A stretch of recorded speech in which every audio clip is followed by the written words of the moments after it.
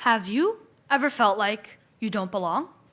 Perhaps you experienced a separation, a divorce, got a new step parent. Perhaps you moved to a new country, went to a new school. Perhaps you found yourself not being able to understand a new language that was spoken at the place you are now living. What does it mean to belong? To me, it means connecting with others. To connect with others and belong. To look for the helpers and then become a helper. Hi, my name is Alex, and when I was 5 years old, my world turned upside down. My parents got a divorce, and I was chosen to stay with my mom, who had started living in Canada. That's how I ended up having to move from Beijing, China, my home and place I loved, to an unfamiliar place for me named Vancouver, Canada. I had spent the first 5 years of my life in China, and I'm very joyful every day of my life.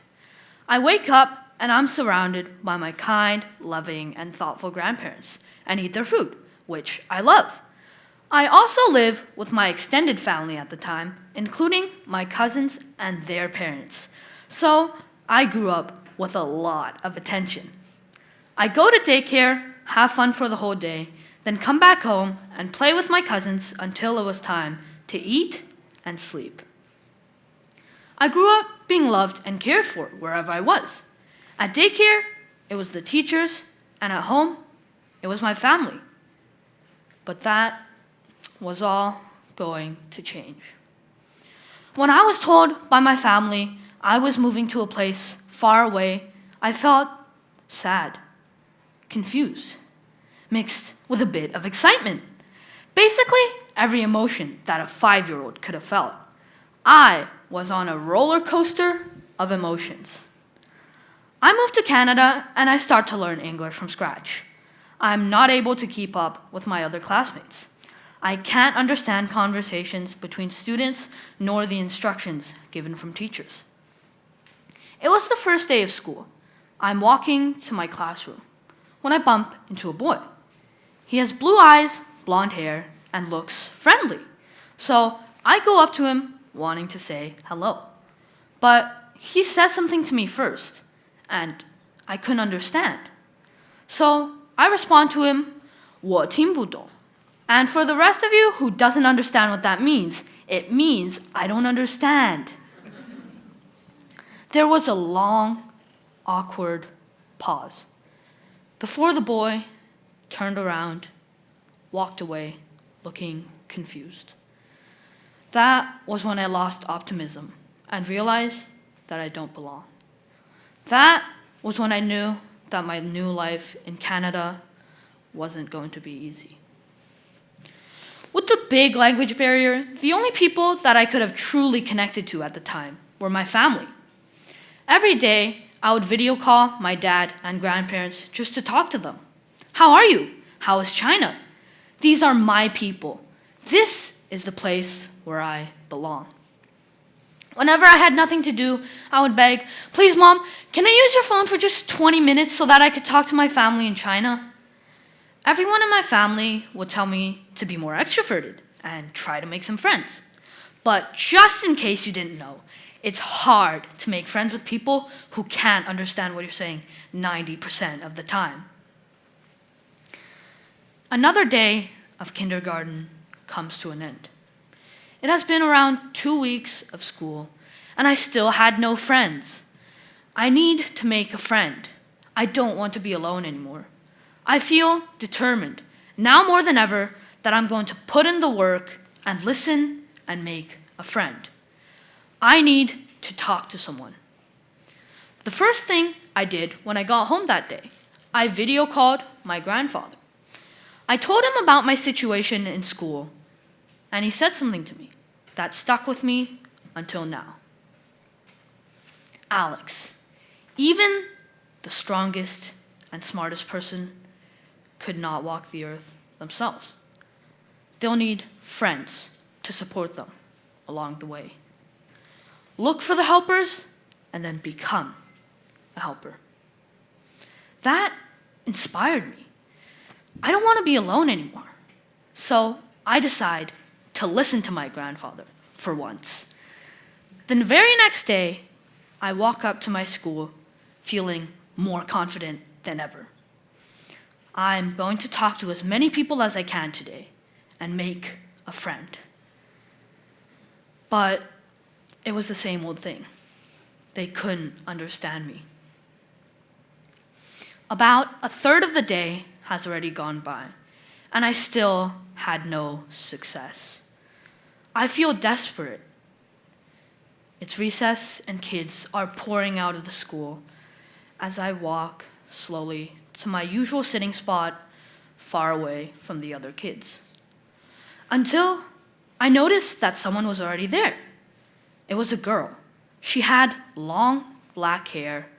She looked short and skinny, but also looked Chinese. Chinese! This was perfect. She looked like someone who could understand me. So I was going to talk to her. And that's what I did.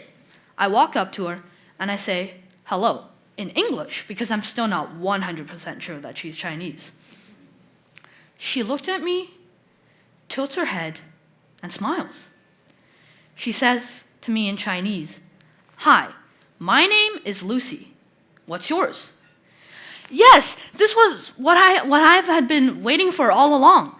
Someone who could communicate to me in a language that I actually understood.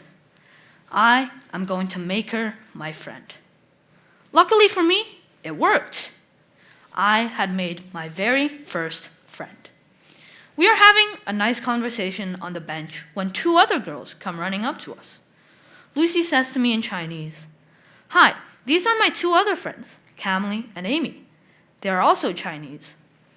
I asked Camille and Amy to help me and be my friend, and they also agreed.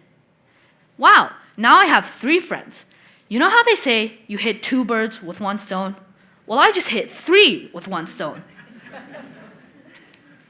My friends are Lucy, Camille, and Amy. They are Chinese kids like me who immigrated from China to Canada at a young age. We share stories about our family and immigration and connect with each other. I asked them for help on my English, and they gladly agreed to help me. And I made sure I was there to help them whenever they needed it. I finally felt understood and acknowledged at school. And I learned that if you connect with others, then you will eventually feel like you belong. To connect with others and belong. To look for the helpers and then become a helper. I was very lucky to have these friends help me. Without them, I wouldn't have had the chance or confidence to communicate with a lot of my other classmates. In a nutshell, without them, I possibly wouldn't have made it through school. But throughout my years in the school, I noticed that there were a lot of other children who didn't get the same amount of help nor attention needed. So whenever there was a new kid in our class, I would do my personal best to connect with them and make them feel like they belonged. To connect with others and belong. To look for the helpers and then become a helper. Now, I'm in my last year of elementary school, and almost all the leadership opportunities are available to us, grade 7s. So I decide to become a lunch monitor along with some of my fellow classmates. Us lunch monitors are assigned kindergarten classes to take care of during their lunchtime. We make sure they stay safe while they eat their lunch and get them outside for lunch recess in time. I was nice and quickly made close relationships to a lot of the little kids. But out of all the kids, a little girl named Selena got my attention. She didn't talk much to us nor her other classmates. One time, she came up to me and asked me to open her thermos. And she also looked Chinese, so after that, I say, "Ni hao," which, in case you didn't know, means hello in Chinese. She responds, "Ni hao." So from there, I figured that I could communicate with her in Chinese. She told me that she doesn't know much English, and I had one of those sudden flashbacks of when the 3 girls used to help me in kindergarten. So I decided that from here on in, I was going to help her with her English. I speak to Selena in Chinese, and every time I went to take care of that class, she would look so happy. She would always be the first to finish lunch so that we could pick out a book to read together. I would read to her while explaining what everything she didn't understand meant. Our favorite books to read were the Fox and Squirrel series written by Ruth Ohai. I help her deal with communicating with other classmates by translating for her. We seemed to really care for each other. Every time we saw each other, the first thing she did, she would run up to me and give me a big hug. I would lift her up and spin her around a few times for fun. I was starting to see that she felt like she belonged. And in a funny way, she made me feel like I had a deeper connection with everyone in the school, especially the little kindergartners. We saw each other every Monday and Friday, and I started to think maybe I could help her even more. So I decided to become a playground leader who takes care of and plays with the kids during their recess. Luckily for me, Selena's class was one of the classes that we took care of, so I was able to spend more and more time with her. And to this day, I am still helping her and seeing her. To connect with others and belong. To look for the helpers and then become a helper. Since I received help as a little kid, I decided to give others help. It's an endless cycle of connecting and kindness that helps not only you, but also many others around you. Like my grandfather said, Alex, even the strongest and smartest person could not walk the earth themselves. They'll need friends to support them on the way. Look for the helpers and then become a helper. It's important that you can search for opportunities to connect with others and communicate with others. At first, I was a little nobody who felt like I didn't belong to anything.